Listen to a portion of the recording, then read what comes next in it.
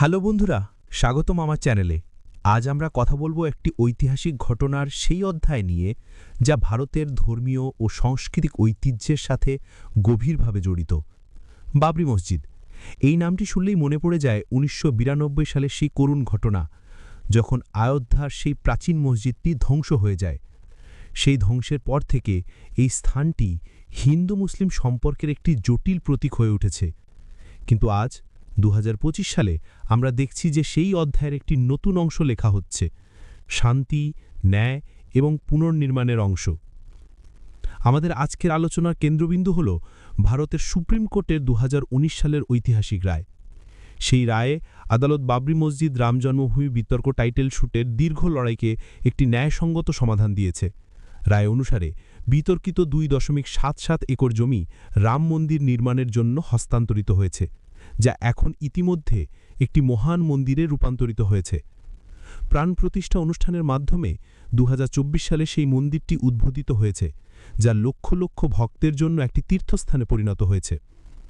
কিন্তু এই রায়ের আরেকটি গুরুত্বপূর্ণ অংশ হল মুসলিম সম্প্রদায়ের জন্য বিকল্প ৫ একর জমি ধানিপুর গ্রামে অযোধ্যার থেকে মাত্র ২৫ কিলোমিটার দূরে। এই জমিতে একটি নতুন মসজিদ এবং ইসলামিক সাংস্কৃতিক কমপ্লেক্স তৈরি করার দায়িত্ব দেওয়া হয়েছে ইন্ডো ইসলামিক কালচারাল ফাউন্ডেশন IICF-কে। কিন্তু বাস্তবতা কি এতটাই সহজ? না বন্ধুরা, ৬ বছর পার হয়ে গেছে রায়ের পর, কিন্তু মসজিদ নির্মাণ এখনও শুরু হয়নি।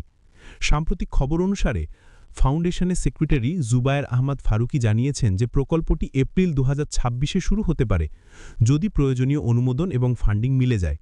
কেন এত দেরি? প্রধান কারণগুলো হল ফান্ডিংয়ের অভাব, ডিজাইনের পরিবর্তন এবং প্রশাসনিক জটিলতা।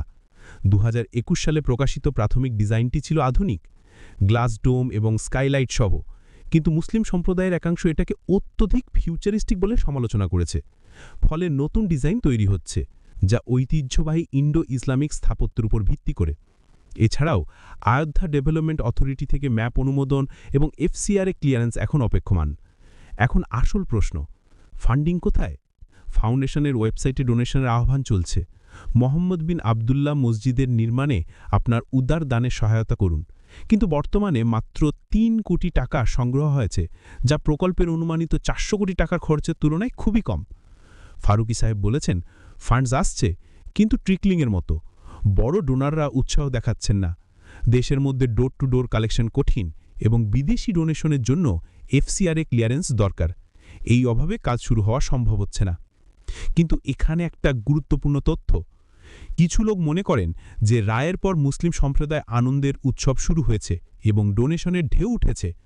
দুঃখের সাথে বলতে হবে, এটি পুরোপুরি সঠিক নয়। বরং সম্প্রদায়ের অনেকে রায়কে গ্রহণ করলেও মসজিদ প্রকল্পের প্রতি উৎসাহ কম।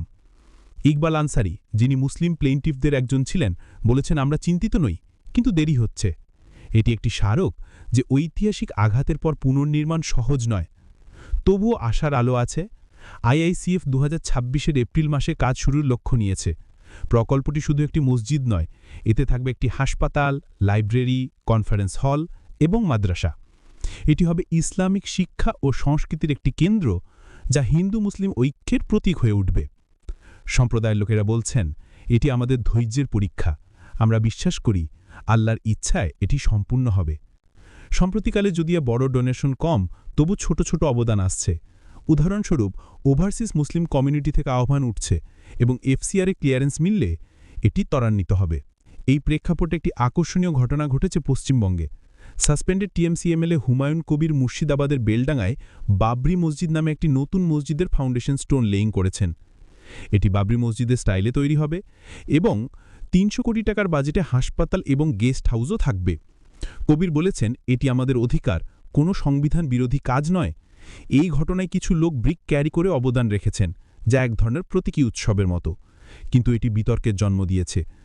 IICF-এর সেক্রেটারি আথার হোসেন বলেছেন, এটি রাজনৈতিক, বিশ্বাসের চেয়ে বিভেদ সৃষ্টি করে। মসজিদের নাম কবির মসজিদ রাখুন, যাতে ঐক্যের বার্তা যায়। এই ঘটনা আমাদের মনে করিয়ে দেয় যে ধর্মীয় স্থানগুলো রাজনীতির কারণে বিভক্ত হওয়া উচিত নয়। বন্ধুরা, অযোধ্যা মসজিদ প্রকল্প শুধু একটি ভবন নির্মাণ নয়, এটি ভারতের সেকুলারিজমের একটি পরীক্ষা। ৩৩ বছর পরও বাবরি ধ্বংসের স্মৃতি ব্যথা দেয়, কিন্তু রায়টি একটি পথ দেখিয়েছে, শান্তির পথ। মুসলিম সম্প্রদায়ের অনেকে বলছেন, আমরা রাম মন্দিরকে গ্রহণ করেছি, এখন আমাদের মসজিদের পালা। এই প্রকল্প সফল হলে এটি হাজারো মানুষের জন্য একটি নতুন আশ্রয় হবে। আমরা সকলে মিলে এই ঐক্যকে সমর্থন করি, ডোনেশন দিয়ে, সচেতনতা ছড়িয়ে এবং শান্তির বার্তা দিয়ে। যদি আপনি এই প্রকল্পকে সমর্থন করতে চান, IICF-এর ওয়েবসাইট চেক করুন এবং অবদান রাখুন। আজকের এই আলোচনা থেকে আমরা শিখি যে ইতিহাসের ক্ষত সারাতে সময় লাগে, কিন্তু বিশ্বাস এবং ধৈর্য দিয়ে সম্ভব। অযোধ্যা শুধু একটি স্থান নয়, এটি আমাদের সকলের ভারতের প্রতীক। আপনারা কি মনে করেন? কমেন্টে জানান। যদি এই ভিডিওটি আপনার ভালো লেগে থাকে তাহলে লাইক করুন, কমেন্ট করুন, শেয়ার করুন এবং সাবস্ক্রাইব করুন।